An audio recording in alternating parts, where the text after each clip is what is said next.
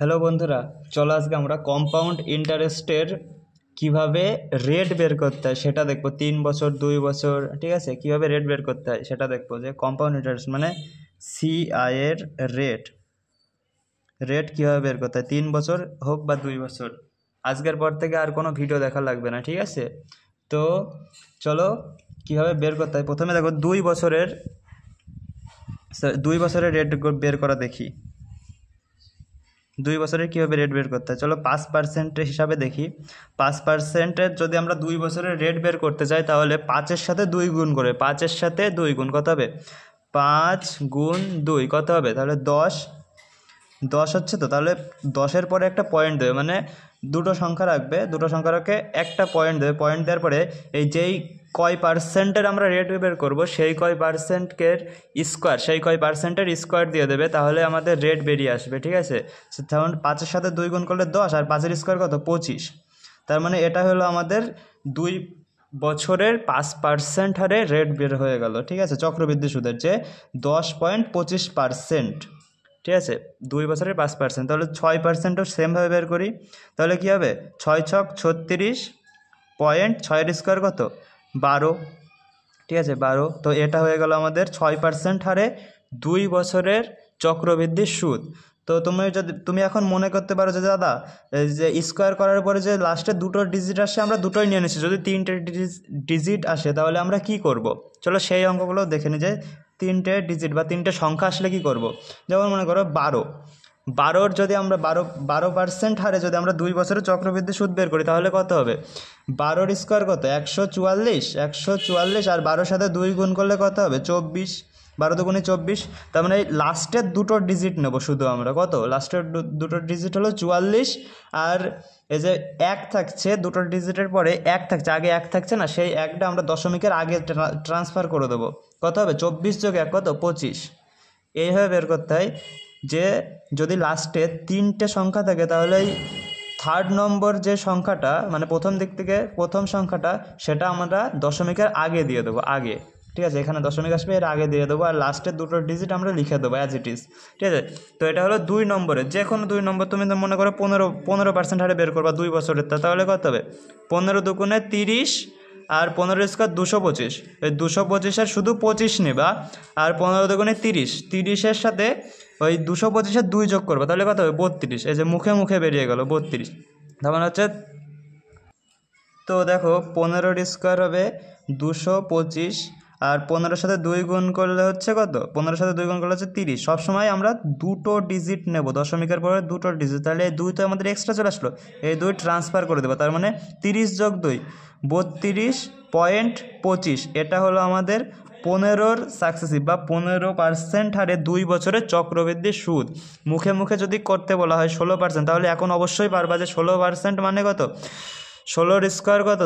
256। তার মানে 56 লিখে দাও, আর হাতে থাকছে 2, তাহলে 16 দুগুণে 32, আর 2-এ 34, ব্যাস। তার মানে 34.56। তোমার যদি বলা হয় এখন যে 2 বছরে 16% হারে সিআই মাইনাস এসআই, মানে চক্রবৃদ্ধির সুদ মাইনাস সরল সুদ বের করতে বলা হয়, তাহলে অবশ্যই পারবে যে চক্রবৃদ্ধি সুদ মানে এসআই, সিআই মাইনাস এসআই, তাহলে কত হবে? সিআই ধরে নাও 16% হারে বের করতে বললো 2 বছরের চক্রবৃদ্ধি সুদ আর সরল সুদের পার্থক্য, তাহলে কি করবে? যে 34, তোমরা জানো কীভাবে বের করতে হয়, যে 16-র স্কোয়ার 256 লেখো, দুটো ডিজিট শুধুমাত্র, আর 16 দুগুণে 32, আর 2 34, তাহলে 34.56 আসছে। আর এসআই কত আসবে? 16 গুণ 2, তার মানে 32। 34.56 থেকে যদি আমরা 32 মাইনাস করি তাহলে 2.56 চলে আসবে, ঠিক আছে? এটাই আমাদের অ্যান্সার। তোমরা কি একটা জিনিস লক্ষ্য করেছো যে এটা এত বড়োভাবে না করেও করা যাবে? বলবে দাদা কীভাবে? দেখো 16%-এর জাস্ট স্কোয়ার করে দাও, জাস্ট স্কোয়ার কত হবে? 16%-এর স্কোয়ার কত? 16-র স্কোয়ার কত? 256। এই দুটো ডিজিট রেখে একটা পয়েন্ট দিয়ে দাও, ব্যাস কমপ্লিট। 16%-এর 2 বছরের চক্রবৃদ্ধি সুদ বেরিয়ে গেল, মানে চক্রবৃদ্ধি সুদ আর সরল সুদের অন্তর বেরিয়ে গেল, ঠিক আছে? এইভাবে 1 সেকেন্ডে করা যায়। এবার দেখো 3 বছরের আমরা কিভাবে বের করব। তো বন্ধুরা 2 বছরের তো বের করা শিখে গেছো, এবার চলো 3 বছরের কিভাবে রেট ইন্টারেস্ট বের করতে হয় চক্রবৃদ্ধি সুদে সব দেখাবো। 3 বছরের 3 ইয়ার, ঠিক আছে? 3 বছরের সিআই রেট। তো দেখো 3 বছরের সাপোজ আমি 4% হারে 3 বছরের চক্রবৃদ্ধি সুদ বের করবো, ঠিক আছে? 4% হারে 4% হারে 3 বছরের চক্রবৃদ্ধি সুদ 3 ইয়ার সিআই, ঠিক আছে? হাউ টু ক্যালকুলেট, কীভাবে ক্যালকুলেট করি দেখো। তো একটা সূত্র মনে রাখবে, যদি সেম পার্সেন্টেজ পরপর 3 বছর বের করতে যায়, সেম পার্সেন্টেজ বের করতে যায়, তাহলে মনে রাখবা 3a দশমিক 3a square R a cube, প্রত্যেক জায়গা থেকে আমরা দুটো করে সংখ্যা নেবো। যদি এক্সট্রা থাকে তাহলে আগেরটার আমরা ট্রান্সফার করে দেবো, ঠিক আছে? দুটো করে সংখ্যা, এই দুটো, আর এখানে 3টে হোক 4টে হোক কোনো সমস্যা নেই। চলো আমরা 4%-এর বের করি। 4%-এর 3 বছরের চক্রবৃদ্ধি সুদ কী হবে? তো 3 এর মান 4, যেই কয় পার্সেন্টেজ বলে দেবে সেটা হলো এর মান, তাহলে 3 × 4, এর মান যেহেতু 4, পয়েন্ট দশমিক 3 × 4 স্কোয়ার, এ স্কোয়ার মানে 4 স্কোয়ার, 4 4 16। আচ্ছা, তারপরে বলেছে এখান থেকে আমরা দুটো সংখ্যা নেব, আর এ কিউব মানে 4 কিউব, 4 কিউব কত হবে সেটা লিখতে হবে। তাহলে 4 কিউব হচ্ছে কত? 64, আর 3 × 16 = 48, 3 4 12, এই যে 12.48 64, এটাই আমাদের অ্যান্সার হয়ে গেল, ঠিক আছে? 4% হারে 3 বছরের চক্রবৃদ্ধি সুদ কত হবে? 12.48 64 বা 12.4864, ঠিক আছে? চলো আমরা 5% কীভাবে বের করবো? 5%, তার মানে 3a, তার মানে হচ্ছে 15.3a স্কোয়ার, মানে এর স্কোয়ার মানে কত? 5-এর স্কোয়ার 25, আর 3 25 75, আর এ কিউবের মান কত? 5-এর কিউব কত? 125। তো আমাদের কন্ডিশন কী ছিল? আমরা প্রত্যেক জায়গার থেকে দুটো করে, মানে এখান থেকে দুটো করে সংখ্যা নেবো, দুটো করে সংখ্যা নেবো।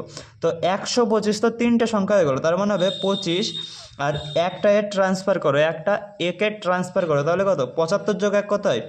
76.15 হবে, তার মানে 15.76% হবে আমাদের কারেক্ট অ্যান্সার। তো এই নিয়মে তোমরা সমস্ত কিছুর পার্সেন্টেজ বের করতে পারবা সিআইয়ের, যেইগুলো কি না সেম পার্সেন্টেজ বলে চাইবে আমাদের। যেমন আমরা ধরে নাও 8-এর পার্সেন্টেজ বের করবো, 8%-এ 3 বছরের চক্রবৃদ্ধি সুদ কত সেটা আমরা বের করবো। তার মানে 8-এর সাথে 3 গুণ 24, 3 8 24, এখানে পয়েন্ট দিলাম 64 × 3, তার মানে 64 × 3, তারপরে হবে 8-এর কিউব কত? 512, 512, তার মানে এই 512 থেকে আমরা শুধুমাত্র 12 নেবো, শুধুমাত্র 12, 5 আমরা একে ট্রান্সফার করে দেবো, তাহলে কত হয়?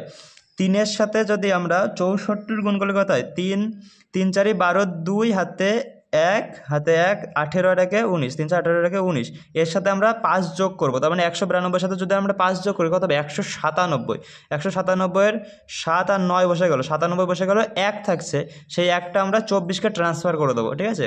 তেমন হবে 25। তো যদি 8%-এর আমরা চক্রবৃদ্ধি সুদ বের করি 3 বছর হিসাবে, তাহলে আমাদের সুদ কত বেরোবে? 25.9712%, ঠিক আছে? চলো আমরা লাস্ট একটা 12%-এর বের করি, এটা লাস্ট, বাদ বাকি তোমরা সব বের করে নেবে, ঠিক আছে? আশা করি শিখে গেছো। তো কী হবে? 3a 0.3a স্কোয়ার, আর হবে a কিউব, তার মানে 12-এর কিউব কত? 1728, আর 3 × a স্কোয়ার মানে কত? 144, তারপর আসবে 3 12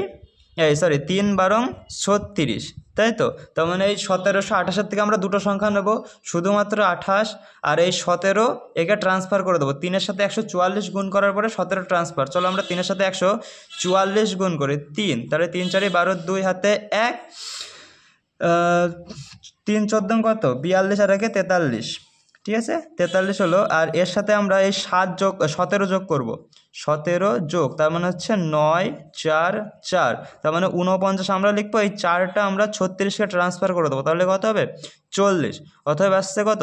40.4928, 40.4928। তো এটা হলো আমাদের 12 বছরের 3 বছরের, মানে 12% হারে 3 বছরের চক্রবৃদ্ধি সুদ, ঠিক আছে? এবার যদি আমাদের বলে যে চক্রবৃদ্ধি সুদ আর সরল সুদের অন্তর্গত 3 বছরের, তো লেখো সিআই মাইনাস এসআই কত? ধরো নাও আমরা 12%ই বের করলাম, যে 12%-এর সিআই মাইনাস এসআই কত? 12%-এর সিআই আমি বের করা শিখিয়ে দিলাম, এবার এসআই কি? এর সাথে জাস্ট 3 গুণ করবে, এসআই বের করার জন্য 12-এর সাথে 3 গুণ করবে, কত হবে? 36, আর আমাদের সিআই তো আমরা বের করাটা শিখলাম কেবল, যে 40.4928 এই দুটোর অন্তর, তার মানে 40.4928 মাইনাস 36, তার মানে অ্যান্সার কত হবে 4.4928, এইটাই আমাদের অ্যান্সার চলে আসবে। ঠিক আছে, তো এইভাবে তোমরা নিজেরা একবার ট্রাই করো, যেইগুলো আমরা করাইনি। ঠিক আছে, যেমন 7%, 6%, 3%, 2%, তারপরে 12, 13, 14, 15 নিজেরা ট্রাই করবা। আর ভিডিওটা কেমন লাগলো অবশ্যই কমেন্টের মাধ্যমে জানাবা। Thank you.